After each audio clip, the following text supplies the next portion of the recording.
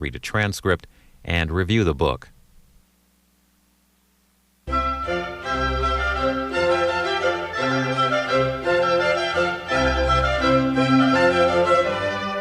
This week on Booknotes, part 2 of a 2-part interview with author Sebag Montefiore.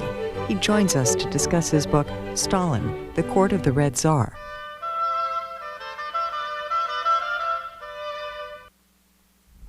Sebag Montefiore, author of Stalin. What was the Great Terror? The Great Terror was when, in a complete paroxysm of a witch hunt, really, Stalin and his top people decided to cull the whole leadership of the Communist Party and kill about 1 million of them. What year? 1937. The bizarre thing, we always knew that Stalin had really started the Great Terror, Stalin and his top people. What we've only realized now is that how exactly it was done. And there are memos in this treasure trove of archives that I've used for this book. There's a memo in which Stalin, Molotov, the others, send it out to the provinces, and they say, basically, you've got to kill people at random. You've got to kill, so for example, they sent out to different cities. Minneapolis killed 20,000 people. Dallas killed 30,000 people. New York, 15,000 people. LA, 10,000 people. Just kill them, kill the enemies. For what? I mean, how did they decide who? Well, this is the heart of Bolshevism. This is what people often don't realize. It's often always like Stalin did everything. Stalin was the great monster of this period. True, he was the great monster, but the Bolshevik mindset was the real culprit here as well. What is a Bolshevik? What does that mean? A Bolshevik is, the Bolsheviks were were their name for themselves. It means the majority in Russian, but in fact they were a tiny group of people, less than 10,000 people. When they seized power in 1917, they were so small. It was like Lyndon LaRouche taking power in America, literally, a weird sect of extremists taking power in a giant empire. Where was Stalin in relationship to Lenin in 1917? Pretty close. Lenin came back to Petersburg and arranged the seizure of power. Stalin had been in exile when the Tsar abdicated. He'd come back to St. Petersburg as well. Lenin had two most trusted troubleshooters, Trotsky and Stalin, absolute opposites. Trotsky, intellectual, haughty, Jewish, a man of the European intellectual. Stalin, a cobbler's son from Georgia, rough, ruthless, highly intelligent, sharp, cunning. They hated each other. Stalin had a huge chip on his shoulder. Trotsky had a sort of superiority complex, if you like. Where was Lenin from originally? Well, he was a Russian. He was from the Urals, I think. And he was of a descent of sort of Jewish and German and Russian descent. He was mixed descent. And where was Trotsky from? He was from Odessa. And Georgia would be how many people back in those days? Oh, it was tiny. It was like now it's 5 million people, so it's tiny. Then it was like 1 million people probably. Was the Soviet when was the Soviet Union put together? Well, it remained together after the Civil War. It didn't fall apart during the Civil War. It was held together finally. I mean, it fell apart for a while.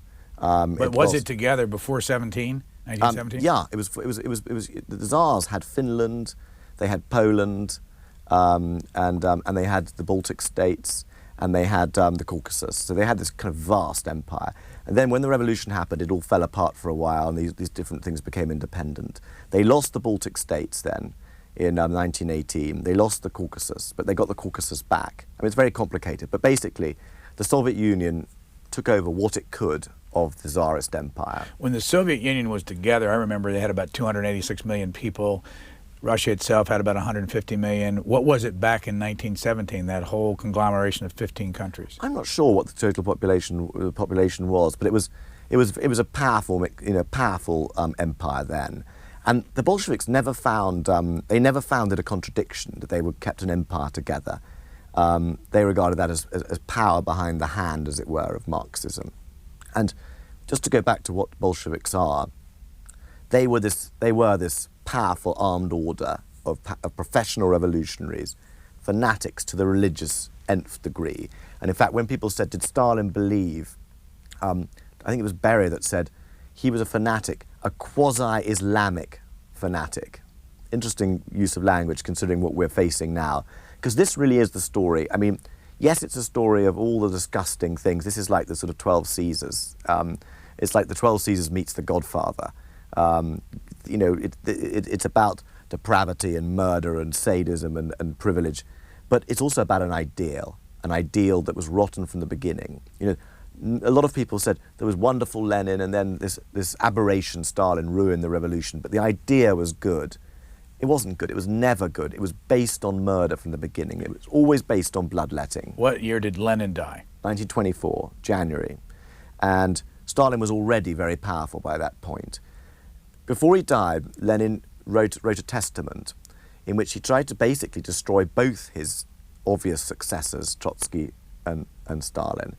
And this is pretty usual for dictators. They never want anyone to succeed them. You know, the world without them is unimaginable. And, of course, he failed, Lenin, to get rid of either of these successors. But Stalin was much the superior politician to Trotsky. And using cunning and his political machine, he was a superb political manager and personal manager. And Trotsky was haughty, had a sort of messiah complex, and was really very easy to get rid of. I mean, this great idea of a great struggle, as it appears in history books, is nonsense. Stalin destroyed these people very quickly and very easily, really. You say that today it's Robert Conquest versus the revisionists. Yeah. And Robert Conquest has been here, and we talked about the Great Terror. He's the great man of this subject, him and Richard Pipes. Why is he the great man of this subject? He said he understood instinctively what this whole regime was about. And he said that Stalin ordered the Great Terror from the center, and that you know, it was Stalin's deviant personality and communism's deviant nature that caused it. He was then attacked by a lot of people in academia who said it was the terror didn't really happen, it was all exaggerated. You know, the terror was a local thing, much less people were killed, so on and so forth. Now, you know, in 2000 we suddenly have these documents arrive which confirm him to the nth degree, but it confirmed the revisionists in a strange sort of way, because it showed from this memo, this kind of random killing by quota, showed that Conquest was right, that it was all done from the center by Stalin. But actually, when you look at it, you find out in these letters that I've read, you find out that these people were killing their enemies locally too. A lot of people wanted the terror to happen. A lot of the Bolsheviks wanted to kill their enemies. The reason why it happened really was because Stalin wanted to destroy his old enemies. He wanted to make the Communist Party utterly subservient. And a lot of people agreed with him because the war was coming. That's what it was about. The war was coming. And you've got to realize in 1937, they were already at war. Spanish Civil War was going on. Russia was supporting the Republic against the fascists who were supported by Hitler and Mussolini. They were already skirmishing with the Japanese in the Far East in 1938. Hitler was rising. War was coming. So they were destroying the fifth column or any sort of spies who might undermine them when the war came. That was one of the ideas. Then there was the enormous economic efficiency. How to explain it? Well, they were going to blame the corruption among the top Bolshevik people. And then, yeah. You referred to the memoranda and the letters and all that. Where did you find them in 2000? Yeah. I was just so lucky. What happened was, I realized that no one had written a book like this before. No one had written an intimate biography of Stalin. And the reason why they hadn't was because they didn't have material. But also because, oddly, there was this kind of myth about these communist leaders that they had no private lives, which is kind of ridiculous. And there's also the feeling that their private lives were not relevant to their political lives. This book is really about how the private and the political and the public were all the same. I mean, power was private, power was intimate. The gossip really mattered. People died of gossip at Stalin's court, and that's what this is about. But what happened was I arrived and they said, we've got all these archives are opening now. And I went like, what is it? And they said, it's Stalin's papers. We've just opened half of the presidential archive. Go right in. Where? In the Rogaspi, which is the Communist Party archive in Moscow. And there they had Stalin's archives. And you could imagine my joy when I found this material. And no one else knew that you were doing this? Well, yeah, other people knew about it. I mean, Yale has published various collections from this archive, but it's millions of documents, you see. Various American historians have sort of begun to penetrate it. But it was opened then, so they could only begin then, really. And it is such a wealth of material. Did you worry that there were people right over your shoulder? Of course, there were. But how did you keep track of them? Well, I just worked very hard. I mean, I was so excited about what I was finding. I mean, every day in there was just a daily excitement. You were just newly married. I was newly married then, yeah. And my poor wife had to tolerate Stalin in our lives. Did she come to Moscow with you? No. She's never been to Russia, actually, which is funny because it's my sort of hobby turned career, but she's never been. By the way, you keep hearing that these archives wouldn't be available today. Yeah. Is that true? I think they're closing a lot of them now. I mean, the mystery of the archives opening and closing in Russia is just another enigma, another enigma of the East. I mean, the KGB archive opened and closed. I mean, I'm sure many of these archives will now close. It's just one of the mysteries of Russia. Just for a moment, take us through the process of how you did this. How do you get the actual papers out of the archive? It all depends on the archivist, and what you do is you just ask them for what they have. Now, the great thing this book is based on is that most of the American academics were interested in the Politburo archives. They were just going through the official sort of decrees and stuff. But I noticed in the archive there was this thing just said miscellaneous correspondence A to Z. So I thought that's interesting, and I began to look at it, and in that thing I found everything. I found a whole world. Huge boxes? They brought it in boxes and files, and they it's just fascinating. Suddenly you were in the world of Stalin. You could smell his pipe smoke. Sometimes you could see tears on the letters sent to him. Some of the letters, the letters are such a variety. There are letters from groupies to Stalin, for example, which Stalin has answered himself. There's one letter that says, "Dear Comrade Stalin, I'm a 23-year-old school teacher, female school teacher from somewhere in the provinces, Saratov or somewhere. I'd love to come and meet you on your own. I have fantasies and dreams about you. Any chance I could come and see you, signed, whatever." And then it says, "P.S. Photograph enclosed." Stalin's reply is there. "Dear Comrade Unfamiliar," he writes, I'm afraid I don't have time to see you, though I respect your request. Yours, Joseph Stalin. And then typical Stalin, sort of slight humour. "P.S. Photograph returned." Very Stalin, sort of dry. But is this a big place, and there are a lot of other people there? Yeah, it's a hideous concrete building, sort of 1970s concrete building. Where? With a thing of Lenin, right near Pushkin Square, right in the centre of Moscow, and it's got this kind of place downstairs that serves hideous borscht soup. But you've got to eat in the archive when you're in the archive. It's part of the sort of experience, and I managed to get a private room, so I could look at massive. I think if you did it properly, you could only take out 10 files a day. But I had a private room, and I was sitting there with piles this high of documents. Now, did you have a translator with you on the documents? Sometimes, but mainly not, because my Russian, I have enough Russian that I can read this stuff with a dictionary. I learned Russian very late. When you learn things in your 30s, you suddenly find out your brain isn't as good as it was when you were a Where did teenager. you learn it? I had a teacher, and I had a tutor. And, in Russia or in Great Britain? In Great Britain. And how long did you study it? Well, I started studying it to write my first book, Prince Potemkin, Prince of Princes. And it was really necessary then as well, because I was in Ukraine researching Potemkin, and no one speaks English in southern Ukraine, so I really needed it. And you really do need some Russian just to sort of, you're going through these archives, you've got to decide what's interesting and what isn't.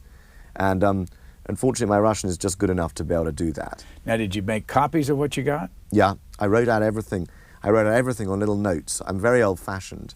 I wrote the whole thing on bits of note paper, which I put in boxes and filed in different places. I've got about 50 of these But you boxes. didn't make a Xerox copy like No, I didn't. Not of all of them. I've got Xeroxes of some of them.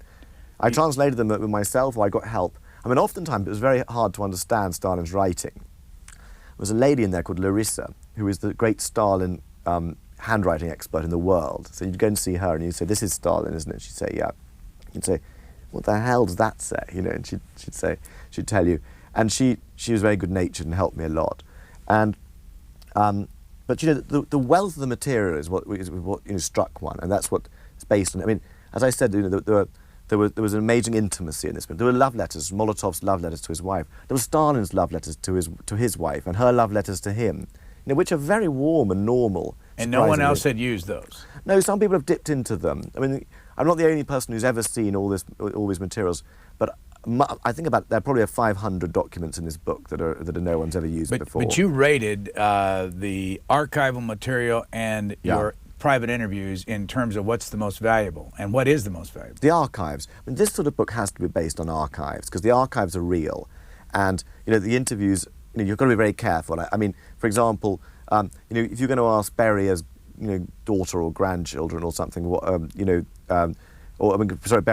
daughter-in-law, if you're going to ask her a question, she's not going to know about politics. There's no point in asking her what went on in the Politburo, but you can ask her how often did Stalin visit their house.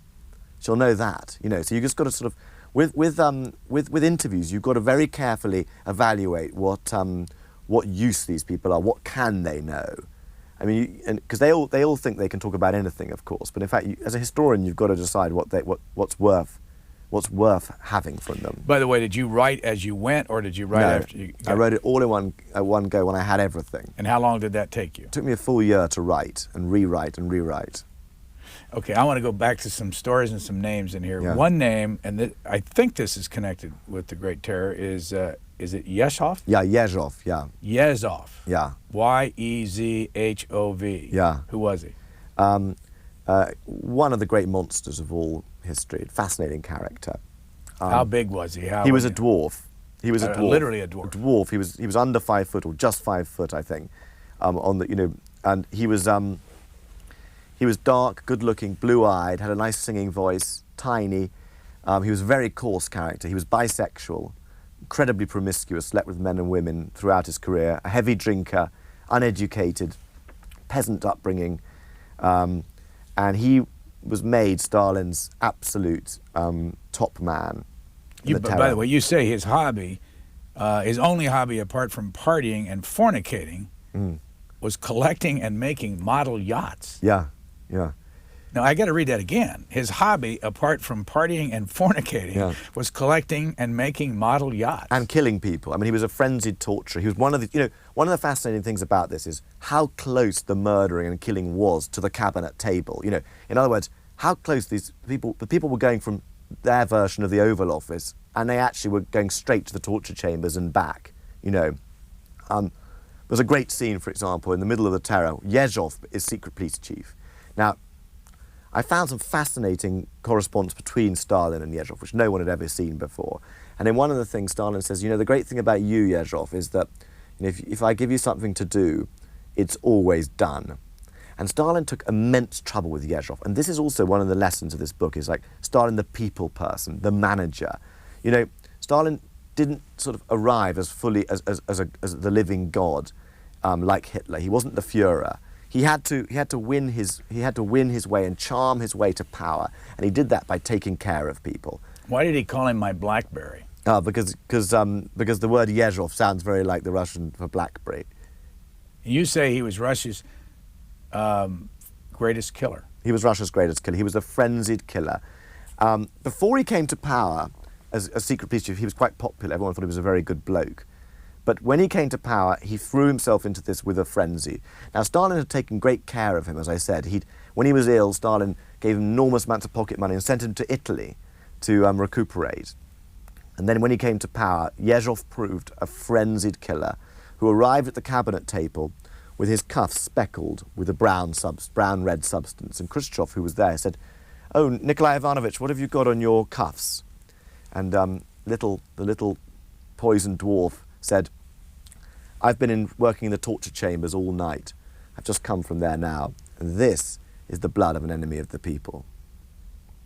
Footnote: in one of the most sinister parts of the research for this book, the author, meaning you, stayed almost alone in this strange but historic house, probably in Mandelstam's attic. Yeah. And that's all connected to this story. Yeah, well, one of the Stalin, I went to all of Stalin's houses, and in one of them, in Sukhumi, which is on the Black Sea, Stalin had a beautiful house which he often stayed in. In fact, many of the party leaders stayed in it. It's actually a millionaire's mansion, and it looks like one of those kind of Vanderbilt palaces. It's a great big white towered sort of palace, really, and I went and stayed in that. Was anybody else in there? No one else was in there, and it was terrifying. I mean, when they heard I was writing a book about Stalin, they said, "Well, you could go and stay, and it's complete chaos in Abkhazia. You've got to realize it's a civil war, it's a bandit republic." They said, "Do you want to go and stay in Stalin's house?" I said, "Well, I suppose I must. It'd be rude to turn that down." So I went and stayed in there. And what happened in this house, apart from Stalin stayed there a lot, was that the great poet Osip Mandelstam, one of the few good people in this book, brave man, brilliant, Russia's great poet, stayed there with his wife when he was quite a favoured poet in about 1930. And at exactly the same time, Yezhov was staying there as a young party leader with his wife, and he was trying to seduce the next wife. And there was a lot of sex going on in this group. There was a lot of seduction, a lot of debauchery, especially among the secret police chiefs. The secret police chiefs were always pre-epic. They could have any women they wanted, and they could also have access to any amount of money they wanted. So there was a lot going on, a lot of partying going on among these disgusting people. You say that Yezhov suffered constant nervous illnesses, including sores and itchy skin, TB, angina, sciatica, psoriasis, a nervous condition he probably shared with Stalin. Yeah. And what they called, and I can't even pronounce this, neurasthenia. Neurasthenia. Neurasthenia was just one of those 1930s diseases, which late Victorian diseases that went on until sort of the Second World War. It just meant nervousness. It was an old-fashioned word. We don't use it anymore. What happened to Yezhov? Yezhov was in the end arrested. He got out of control. He started killing too many people, even for Stalin. And he went. Wait a minute. He killed too many people, even for Stalin. Yeah. But you say that Stalin might have killed 30 million people. Yeah. So you can imagine what an absolute psychopath this man was. Yezhov, he became an alcoholic.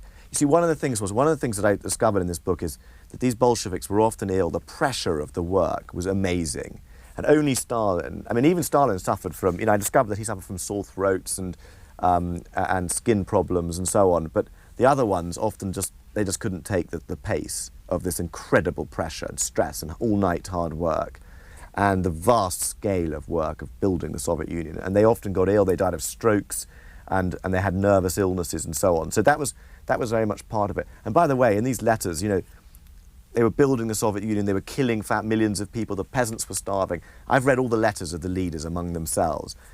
20% of those letters, I suspect, were really discussing their health. I mean, they were enormous hypochondriacs. I mean, in one sense, they were very ill. But on the other sense, it was like a hypochondriac's convention, They'd always be saying, "I've got kidney stones. How's your shadow on your lung? I've got a sore throat. You must try this new spa I'm trying." Well, they talked about it. The other 20% of their letters is all about what holiday to take, because they were great holidays. Holidays were very important. Right in the middle of the terror. Right in the middle of the no, not so much. Actually, in the terror, no one went on holiday. But how long did that last, by the way, the terror? The terror lasted for sort of 2 years, really, 36 to 38. And what was the total count of people that were killed? About 1 million. So it was really against the party, the terror. I mean, it was really directed at their own group, their own people. And what they were basically doing was extending their idea of the random killing of classes to their own ruling class. And Stalin reckoned they'd gone soft. And you see, you've got to realize that, I mean, Stalin realized that they weren't subservient to these people. A lot of them had known him for 30 years, and they were over-familiar with him. I found many letters where he wrote to the provinces telling them to do something. They just ignored his letters, which is quite fascinating. They felt they knew him so well that they could, they weren't afraid of him. He had a girlfriend, his mistress was his sister-in-law. She, her name? Her name, Yevgenia. And there's a picture in the book. Yes. And explain what that picture is. Well, that's an amazing picture that I discovered. I mean, you can imagine how my heart was thrilled when I found that picture. What it is Stalin surrounded by his women, essentially. And it's a very informal picture. It was a birthday party in 1934. And sitting right between his legs, smiling like the cat that's got the cream, is his mistress. With the bib on. With the bib on, with the sort of, she always wore these frilly collars. And that's his mistress. And that's an amazingly uninhibited picture, isn't it? And to her left, to the right of her, is Bronka Poskryobyshev, the very pretty wife of his chief of staff, of his chef de cabinet, who she was later shot by Stalin. And she's a pretty girl as well.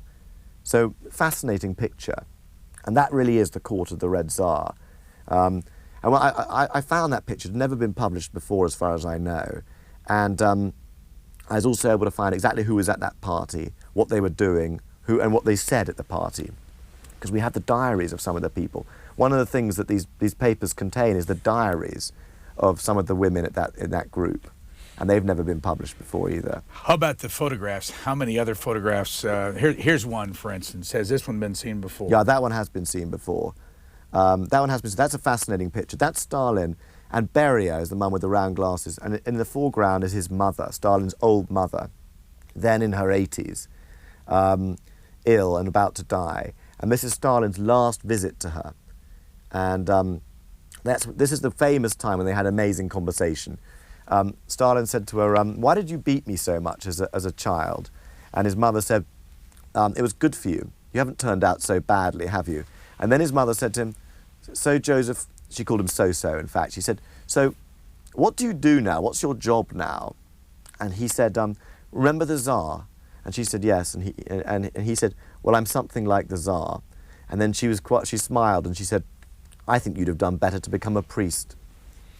As long as we're looking at photographs, what's this one right down here? That's a great picture. That's Stalin meeting some sort of female sugar beet farmers who've won a record for harvesting sugar beet. And the man with the walrus moustache behind, a little to Stalin's right, is Marshal Budyonny, one of the great sort of military heroes of the regime, and a man who didn't think tanks would catch on. He said, "We don't need tanks, horses are much more important." And luckily they didn't take his advice, otherwise they'd have lost the Second World War. This is out of context, but the Mountbatten story. Yeah, that's fascinating, isn't it? I mean, we know Lord Mountbatten, King George VI's cousin, later Viceroy, the last British Viceroy of India, member of the royal family.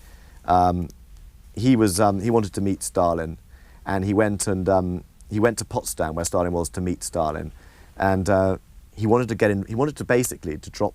drop that his grandfather or his cousin or whatever was the last Tsar. He was very closely related to the last Tsar, and he'd visited the last Tsar, Nicholas II. So Mountbatten wanted to tell Stalin this in the hopes of being invited to visit the Soviet Union. And Stalin was very unimpressed with Mountbatten, and he said to him, he said, "Well, I think it's changed a little bit since you were last there," he said. And Mountbatten said, "Well, I was related to the last Tsar. I visited often. Any chance I could visit again?" And Stalin just ignored this comment. And that's one of the stories that is told here for the first time. One of the threads in the book is Svetlana, and here she is about how old? I'd say about 11, I think. Or, yeah, it's hard to tell, but there she is in her pioneer's uniform. That's what every girl in the Soviet Union wore. And that scarf is a red scarf of the young pioneer. And this is a photograph that's very typical of their relationship. As she began to grow up, Stalin began to clash swords with her. She was very strong. She was actually very like Stalin himself. As a young girl, she was his absolute beloved favourite. He used to sign her homework like every other parent in the Soviet Union would sign their child's homework every evening. During the Great Terror, she would come to the Kremlin, to their flat, and he would check her homework, ask her how she did. She would sit on his knee, he'd feed her from his own fork, and she'd write him notes. And he had this game with her, which I found all the notes that in the archive that tell this story. It's absolutely amazing. She would write notes to her little secretaries, Stalin and Molotov and Yezhov and so on. And she'd say, "You are ordered to cancel homework for this year in the Soviet Union and delay the beginning of school by 2 weeks. Signed, the boss, Svetlana." And Stalin, she'd either send them to Stalin by aeroplane if he was outside Moscow, or she'd pin them to the board in the dining room. And Stalin would pass these round at the Politburo, and all the Politburo would sign, "We obey, we've cancelled school this year. Signed, your little secretaries, Stalin and Molotov." So there was a lot of sort of warm sort of games going on. And then as she got older, and at the time of that photograph that we've just shown was taken, she began to become a woman, and Stalin began to find this difficult to take. And when she sent him that picture, he wrote back a note saying, "I don't like your sort of bold, almost sort of fearless expression," because she was sort of beginning to blossom as a woman, as a sort of little woman, really. And he found that very difficult to take. You told us earlier that she now lives in Wisconsin? Yeah, she now lives in Wisconsin. And when you went to try to talk to her, who did you deal with to try to get to her? I knew people in England who knew her, and I asked them to write to her. But fortunately, you know, she's written two autobiographies, splendid books. I mean, she's a very intelligent woman who's had a tragic life. I also had access to 10 hours of unused tapes of her talking, which someone in England, I found someone who had these. So I felt that, you know, her story was actually quite well known, and though I found out many new things about her, particularly her relationship with Berier's son, I didn't feel the. I would have seen her, of course, if I could have. I tried, and she wouldn't see me. But frankly, I had so many new people who no one had ever spoken to before that I concentrated on them. Now you've got two pictures up front. The one with her when she was about how old with Stalin? She must be about 3 or 4 there, I think, or 5. But maybe. it's the one below it that I want to ask you about. Yes. Now that is her with Nadia. That's her mother. And there with her kind of characteristic oval face, her black hair, black eyes. Nadia Aliluliev, Stalin's second wife, who died tragically, committed suicide. And of course the children never quite recovered from her death. Funny enough, you know, one of the ironies I found out about this is that the marriage between Nadia and Stalin is normally spoken of as the sort of sacrifice of this angelic girl and this brutal ogre. True enough, Stalin was an ogre, but she wasn't quite the way we expect. I mean, she had these hysterical schizophrenic interludes that were impossible for Stalin to deal with. He didn't know how to handle her. She was very puritanical, humorless. Stalin had was much warmer with the children than her, ironically. And as she got iller and more, and these psychological crises came about, someone said to her, like, you know, are you all right? And she said, no, I want to end it all. And they said, what about the children? And she said, I don't even care about the children anymore. So, you know, she was a very difficult person to be married to. I'm not saying Stalin wasn't an absolutely appalling person to be married to. You have a picture of Stalin in the garden. Yeah, I mean, in this book, there's one set of pictures that I think are the most remarkable in the book, which are Stalin going camping, Stalin gardening, Stalin shooting, and Stalin weeding his garden. Who's he camping with here? He's camping with Voroshilov and Marshal Budyonny.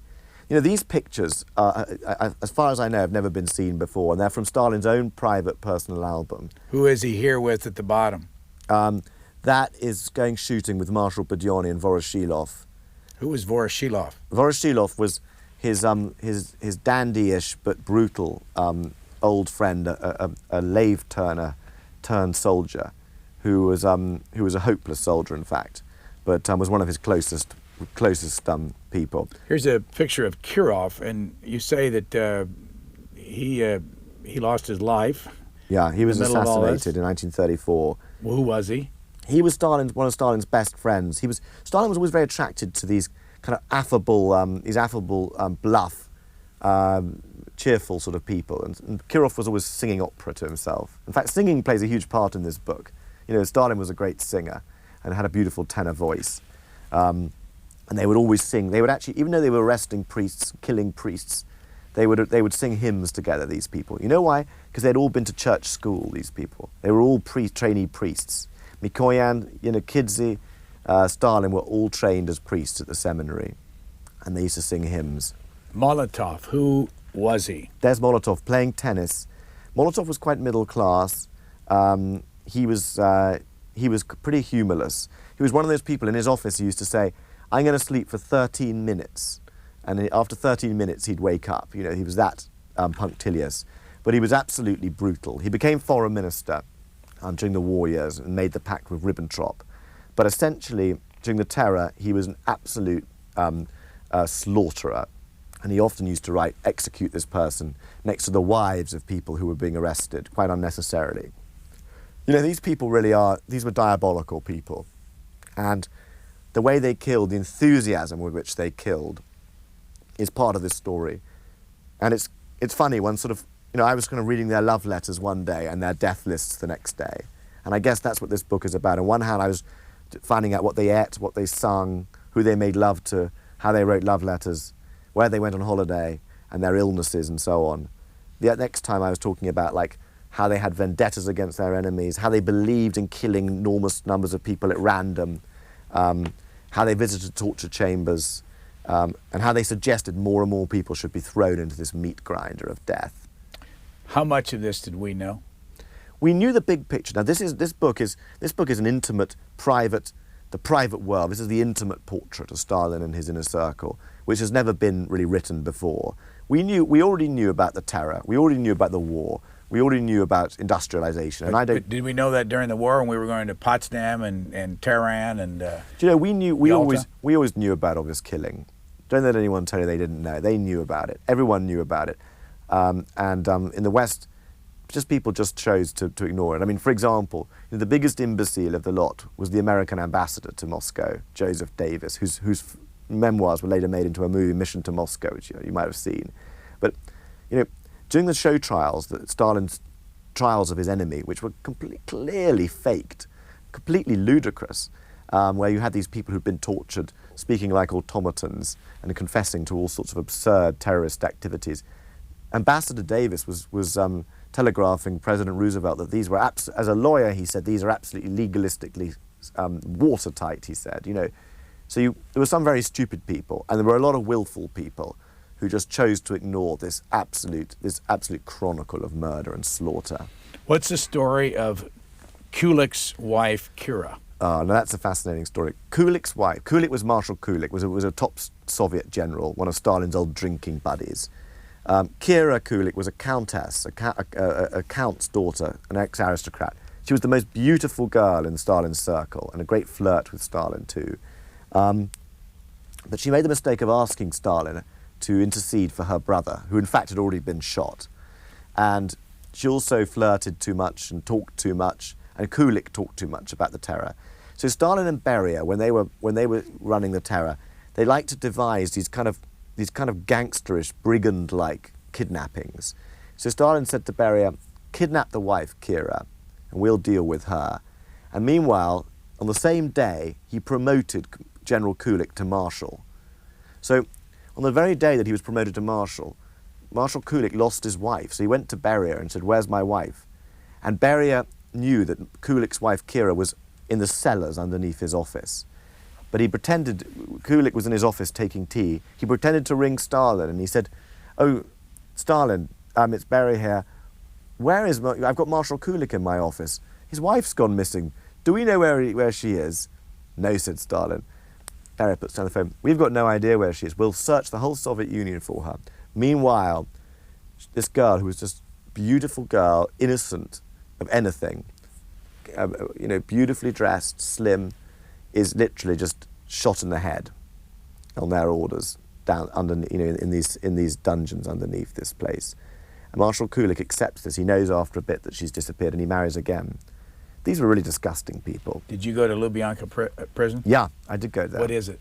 It's a huge office complex built of granite. Where? On Lubyanka Square in Moscow, which is a huge square, about a couple of miles from the Kremlin, and underneath it, as large as the sort of bit above it, which is huge, underneath it is a huge rabbit warren, a beehive of dungeons. And one of the interesting things was that Yezhov, the poison dwarf that we've talked about, he devised what he thought was the ideal execution cell under there.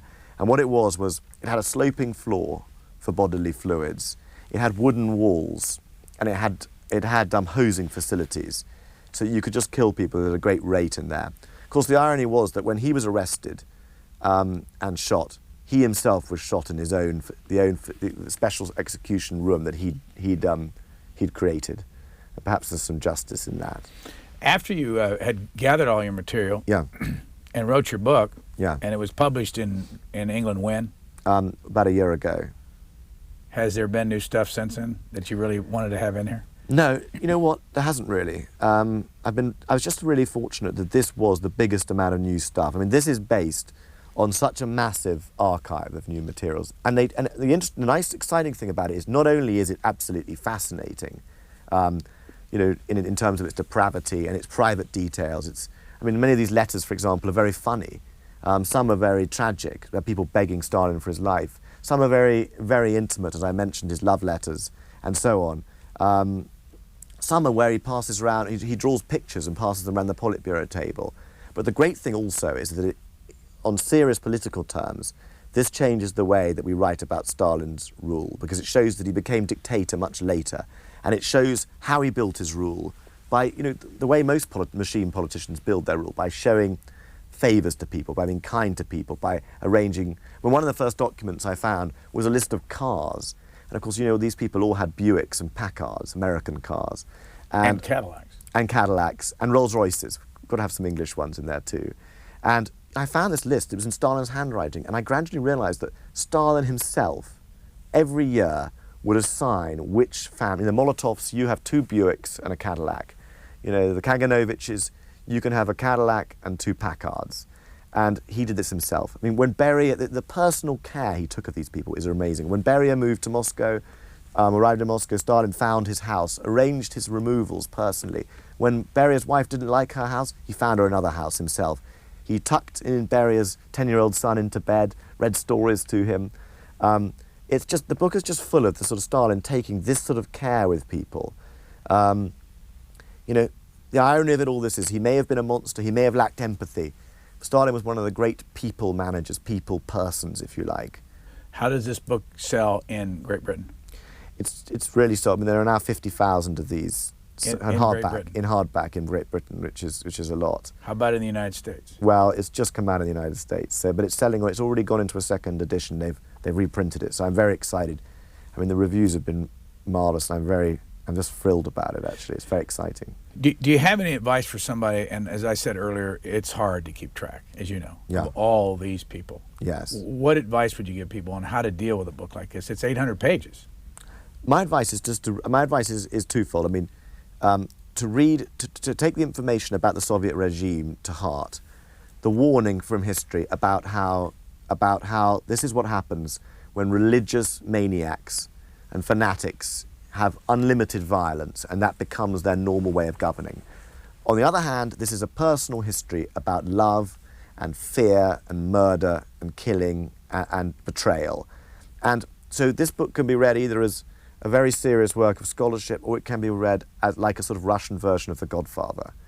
And, there are a lot of foreign names in there. It doesn't matter. Is there a movie in this? I think there'd be a great movie in there. I think it would be like I, Claudius. It would be like a sort of Band of Brothers meets I, Claudius. Basically, the personal details in this fascinated me. I mean, I was shocked by so many things. I mean, Stalin the intellectual, Stalin's reading, for example, his habits was just fascinating me. I mean, I went through his library and everything. What did he read? He read, one of his favourite books was Last of the Mohicans. And James he used Fenimore Cooper? Yeah. And he actually... Why? Well, it was an acceptable book for the Soviets, of course, because it was all about it included British imperialists behaving appallingly, and white people behaving badly to native Indians. Where is his book? Where are his books? They're all in this archive too, and I got out piles of them. And again, you can I could smell the pipe smoke in them, and also he annotated them all the time with his own margin comments. Sometimes he just put ha ha ha beside places in the book, which is sinister. But he read a lot.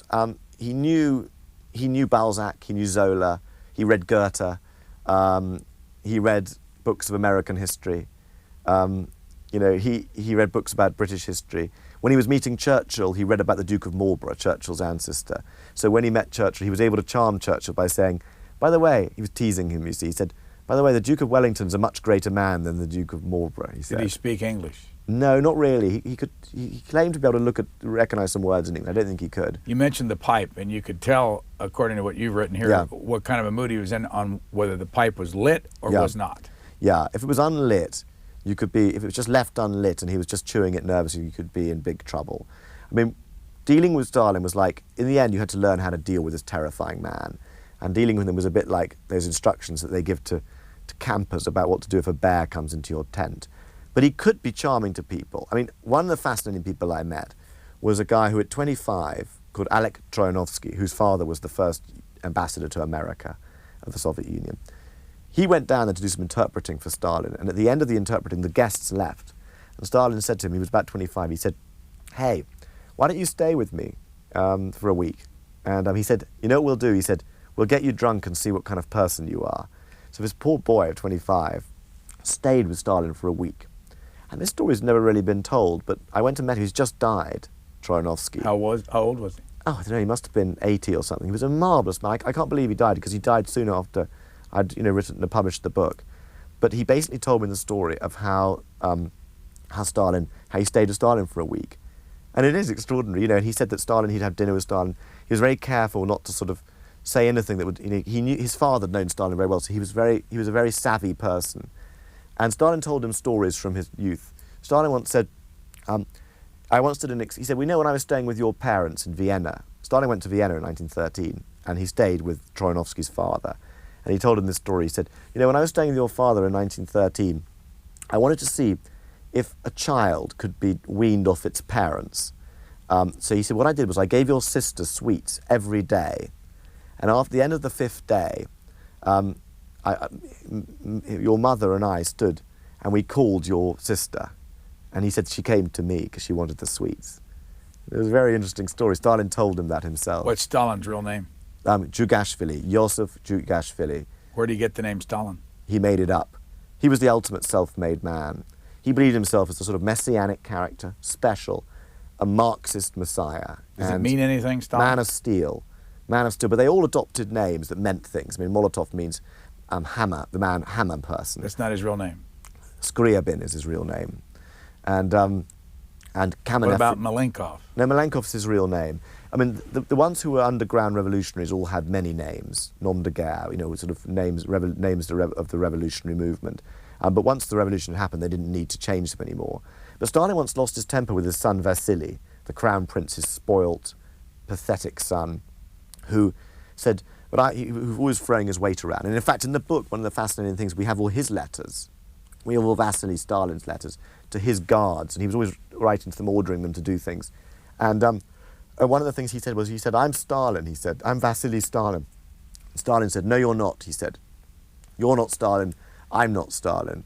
He said, Stalin is Soviet power. Stalin is what's in the newspapers. Stalin is the image of the Soviet Union. Not even I am Stalin. Very interesting sort of esoteric point there Stalin was making. One time I was interviewing a fellow in Moscow by phone within the last year, and he was maybe the Moscow State News or something, and I just asked him the last question, who in history do you admire? And he said, Marshal Zhukov.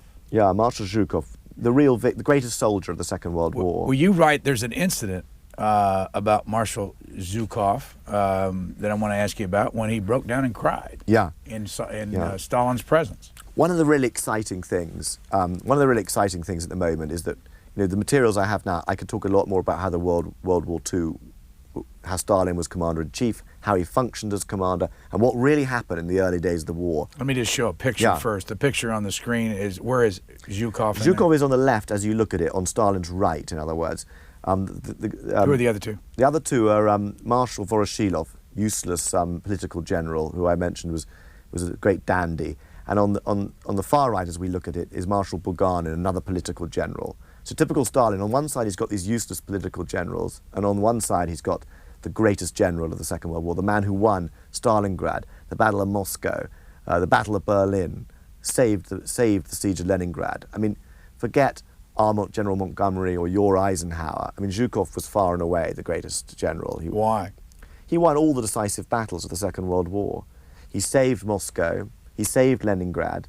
He helped devise the Battle of Stalingrad. He took Berlin.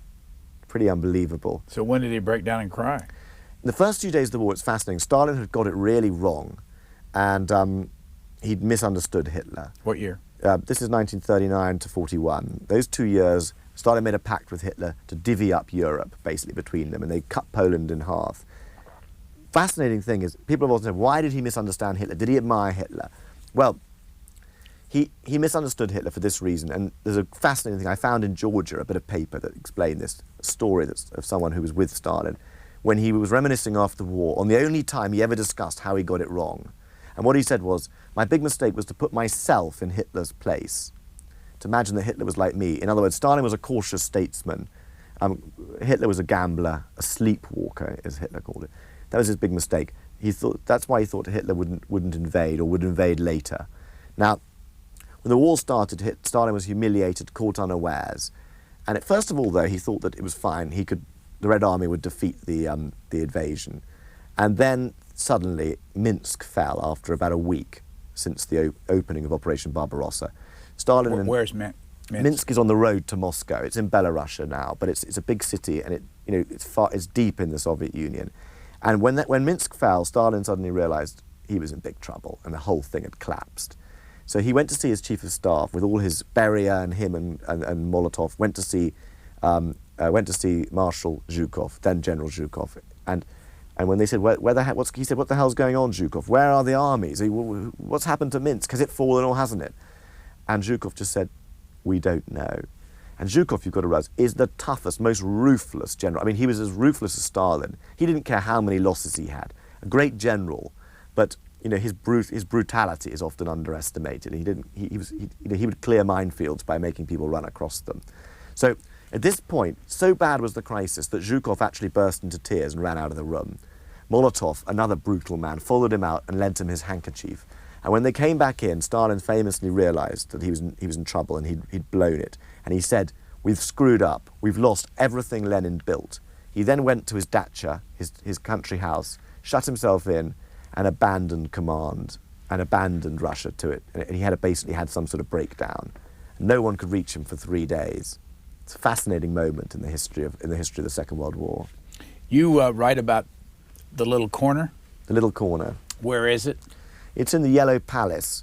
It's still the place where the Soviet Union is ruled from, funny enough. The rooms where Stalin ruled, the little corner as it was called, are where Lenin ruled and where Putin rules today.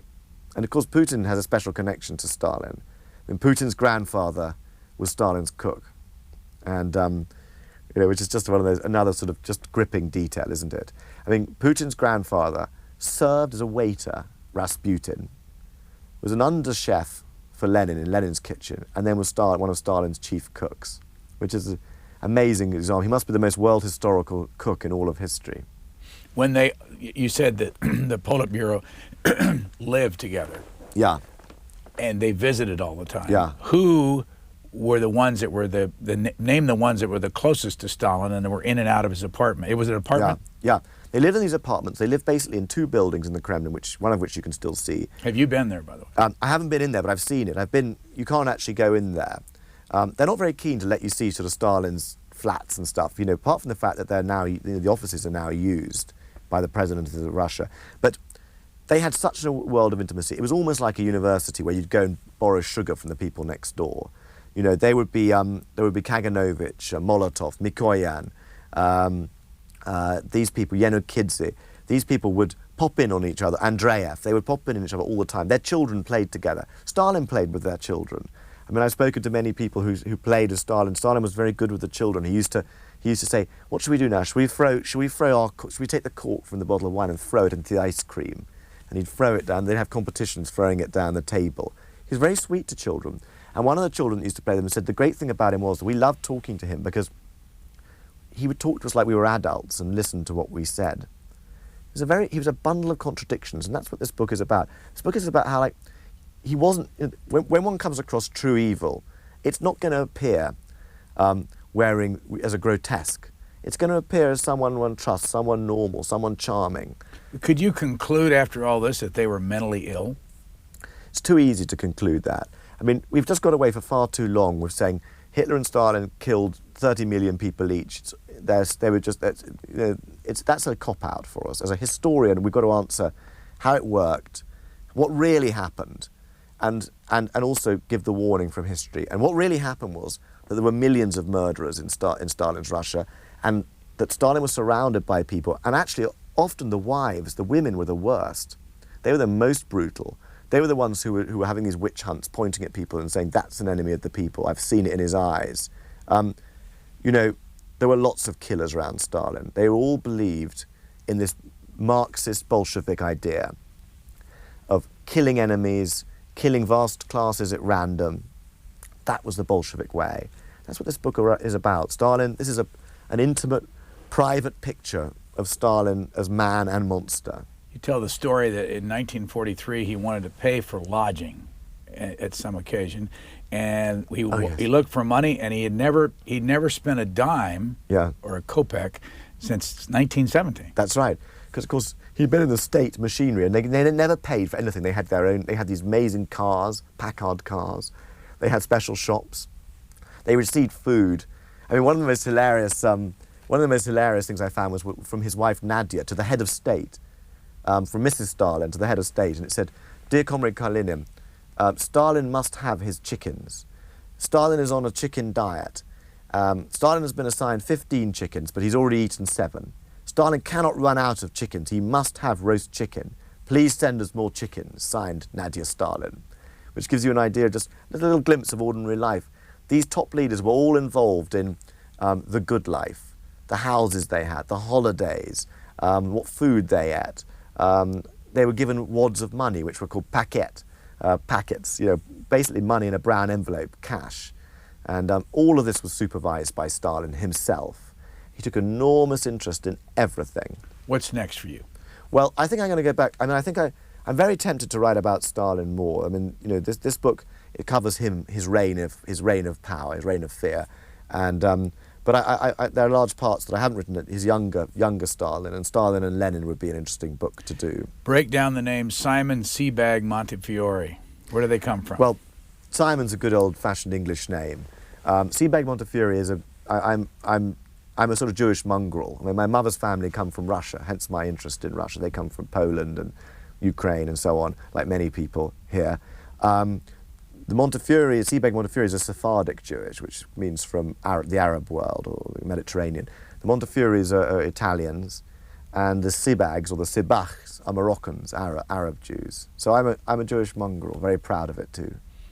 And if you're going to do more on Stalin, are there more archives to read? I don't know, they may be closing and opening. I mean, this was just such a great opportunity.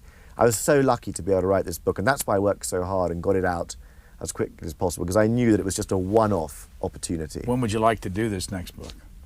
I'm having a rest this year. I'm on tour in America, and then in Sweden and Holland, and then it's coming out in paperback in England. So I'm still living at the court of the Red Tsar. We're out of time. Stalin, the court of the Red Tsar. Simon Sebag Montefiore, thank you very much. Thank you so much.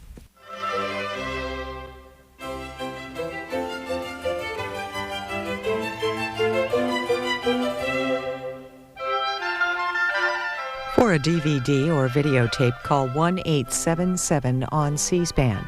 For a free transcript or to learn more about Booknotes, visit us at booknotes.org.